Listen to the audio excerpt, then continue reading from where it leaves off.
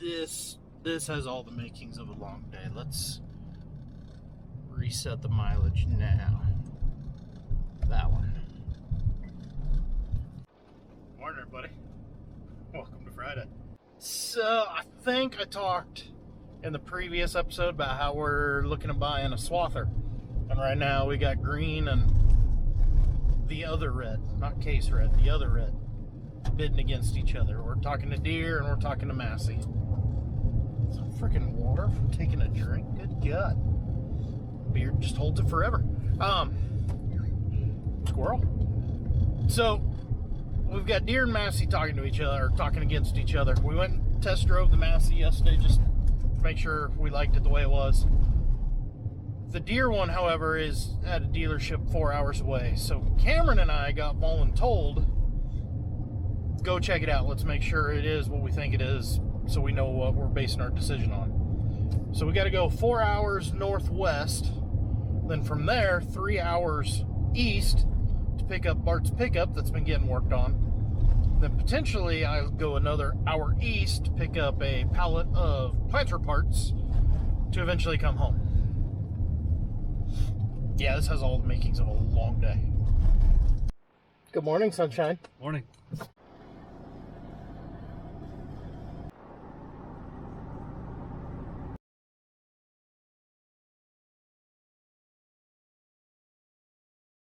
Huh. I expected the Rocky Mountains to be a little rockier than this. I was thinking the same thing. That John Denver's full of shit, man.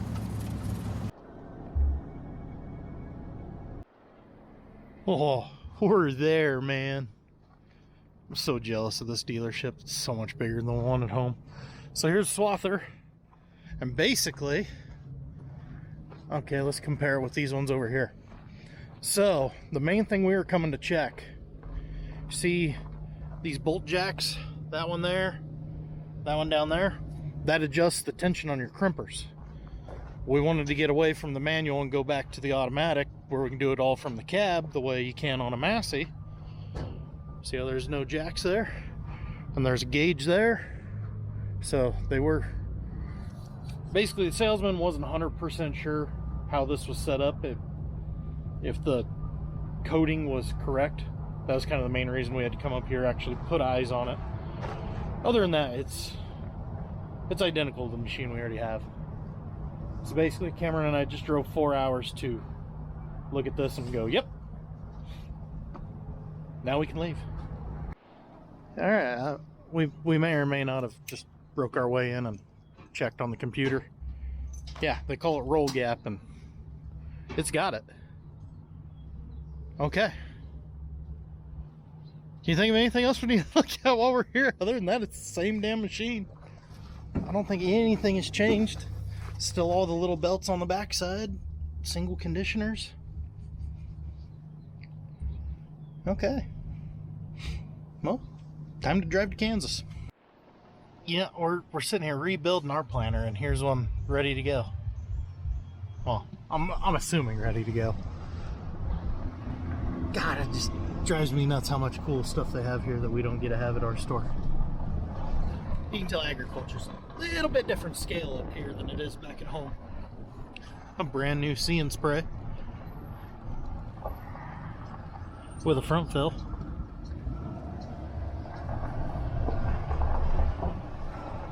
Hey, brand new S7 combine. What is it? S7 700. Might be in the market for that come fall. Probably out of our price range. Well, that was fun, but I'm not joking when I say we spent 10 minutes there. It's not even 11 o'clock yet. So now we're in Greeley, so we're in north central Colorado. We're going to drop back, catch I-70, go over into western Kansas, pick up some planter parts.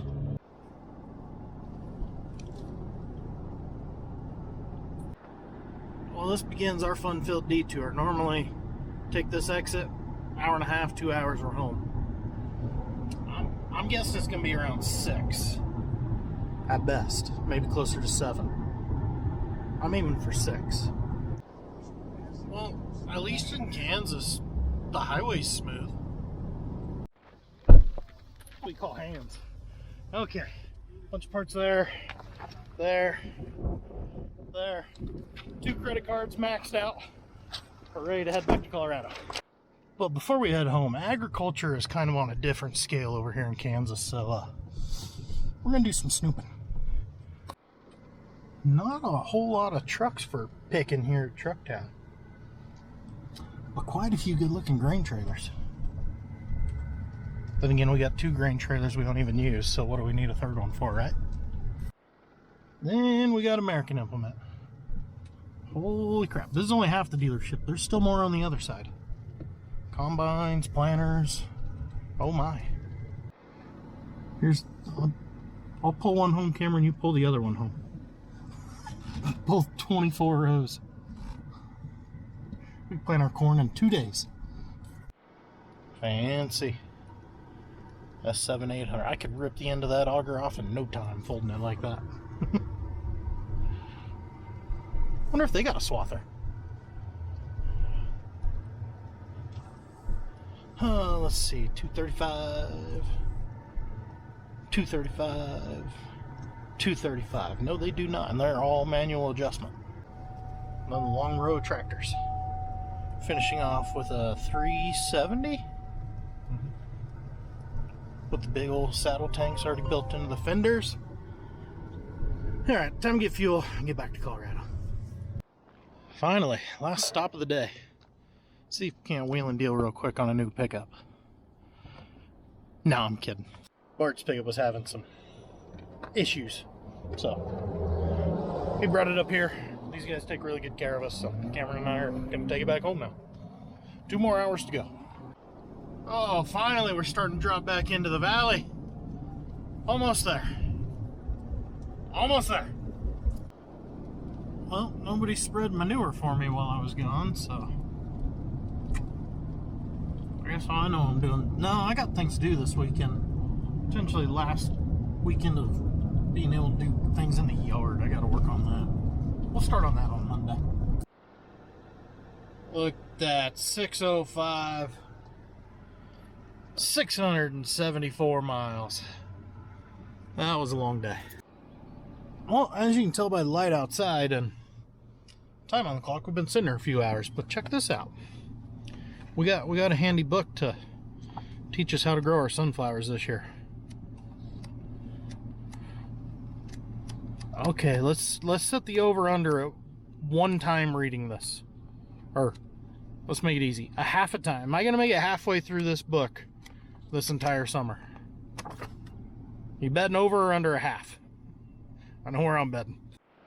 And because we can't just have a nice normal day around here, come find out the 360 decided to throw a def code and just shut off. And so now here it sits. Bart said he'd look at it in the morning. Oh, that tractor is becoming a pain. I'm ready to upgrade it to like a 9570R, huh? Alright, guys. I'm going home. See ya when I see ya.